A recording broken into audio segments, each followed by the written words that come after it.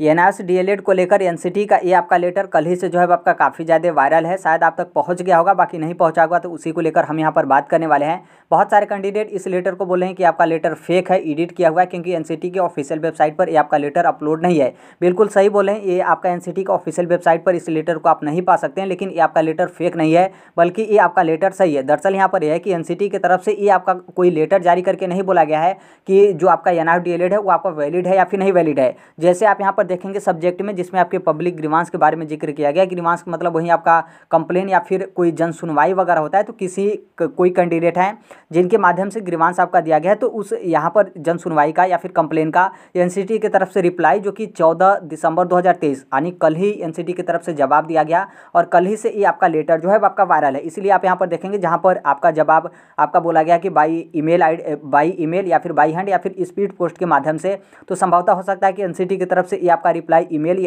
से मिला हो या फिर बाई हैंड मिला हो। इसलिए कल ही आपका जवाब मिला और कल ही आपका लेटर जो है आपका काफ़ी ज़्यादा वायरल जो है आपका हो गया। और यहाँ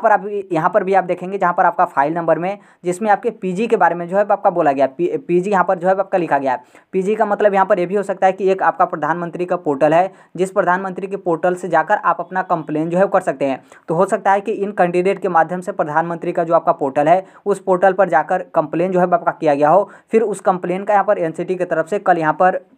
जवाब यानी रिप्लाई जो है आपका दिया गया है। और यहाँ पर सबसे बड़ी बात यहाँ पर ये देखेंगे कि जो एनसीटी की तरफ से यहाँ पर जवाब दिया गया है, तो उसमें एनसीटी पूरा अपना बचाव करते हुए यहाँ पर कुछ भी एनसीटी की तरफ से क्लियर कट यस या फिर नो में जवाब नहीं दिया गया है, बल्कि जिन कैंडिडेट के माध्यम से यहाँ पर कंप्लेन आपका किया गया था, जवाब मांगा गया था, तो उनको यहाँ पर रेफर किया गया है जो आपका सुप्रीम कोर्ट का जजमेंट 28 नवंबर 2023 का है।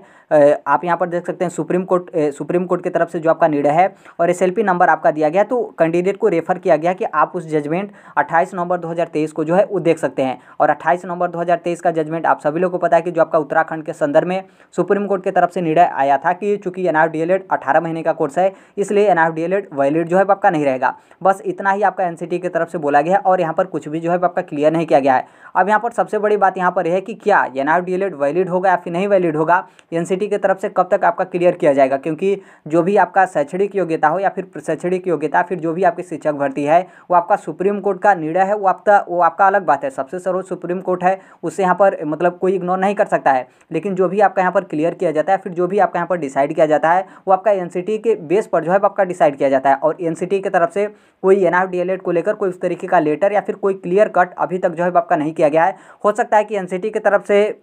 अभी रिव्यू वगैरह का जो है आपका इंतजार किया जा रहा हो कि कोई कैंडिडेट हो जिनके माध्यम से रिव्यू वगैरह करा जाए, तो हो सकता है कि उसके बाद यहाँ पर एनसीटी की तरफ से कुछ आपका क्लियर जो है आपका किया जाए कि एनआईओएस डीएलएड वैलिड होगा फिर नहीं वैलिड होगा। लेकिन यहाँ पर थोड़ा सा यहाँ पर डर इस तरीके से यहाँ पर एक ये भी हो गया है कि बीएड वाला जो आपका मामला था, जो आपका अगस्त 2023 में राजस्थान के संदर्भ में सुप्रीम कोर्ट की तरफ से निर्णय आया था कि जो बीएड कैंडिडेट हैं वो प्राइमरी में एलिजिबल नहीं रहेंगे। फिर उसके बाद कोई कैंडिडेट थे जिनके माध्यम से एनसीटी को इसी तरीके से ग्रीवांस आपका दिया गया कि बीएड कैंडिडेट प्राइमरी के लिए एलिजिबल होंगे कि नहीं। फिर उसके बाद यहाँ पर क्या किया गया कि एनसीटी की तरफ से सेम इसी तरीके से आपका रिप्लाई दिया गया कि जो आपका अगस्त 2023 में राजस्थान के संदर्भ में सुप्रीम कोर्ट की तरफ से निर्णय है कि बीएड प्राइमरी में एलिजिबल नहीं है, तो उस सुप्रीम कोर्ट के जजमेंट को आप पढ़ सकते हैं। जैसे आप यहाँ पर देखेंगे जिसमें आपके उत्तराखंड के जजमेंट को यहाँ पर सुप्रीम कोर्ट के जजमेंट को जो आपका उत्तराखंड के संदर्भ में था 28 नवंबर 2023 को यहाँ पर रेफर किया गया है, तो उसी तरीके से बीएड वाले मामले में भी रेफर किया गया था। फिर उसके कुछ ही दिन बाद क्या हुआ कि जो एनसीटी की ऑफिशियल वेबसाइट है,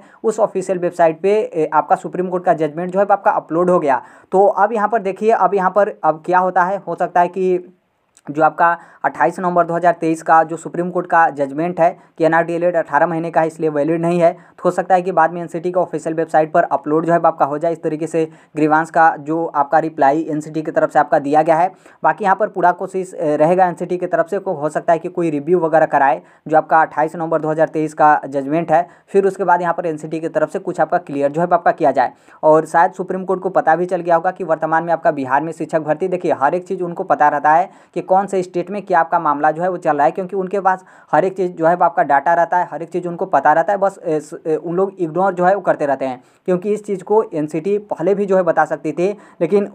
उनके माध्यम से यहाँ पर इंतजार किया जा रहा था कि कोई कैंडिडेट हो जिनके माध्यम से ग्रीवांस वगैरह फिर कोई इस तरीके का कंप्लेन दिया जाए या फिर कोई राज्य सरकार उस तरीके से जवाब मांगे, उसके बाद ही हम यहाँ पर क्लियर कट जो है कुछ करेंगे। तो अब यहाँ पर बिहार का ही मामला है, क्योंकि जो बिहार में NRDLED जो टीम है उनके माध्यम से जो आपका रिव्यू वगैरह है, जो आपका जजमेंट आया है तो उसको कराने को लेकर उनके तरफ से कोशिश आपका किया जा रहा है। तो रिव्यू पिटीशन दायर होने के बाद यहाँ पर क्या होता है उसके बाद यहाँ पर कुछ क्लियर होगा कि हाँ, हालांकि फिर से NRDLED फिर से इंटर हो जाता है या फिर NRDLED जो आपका 28 नवंबर 2023 का जजमेंट है वही जजमेंट आपका रहता है कि NRDLED 18 महीने का कोर्स है, इसलिए वैलिड जो है आपका नहीं होगा।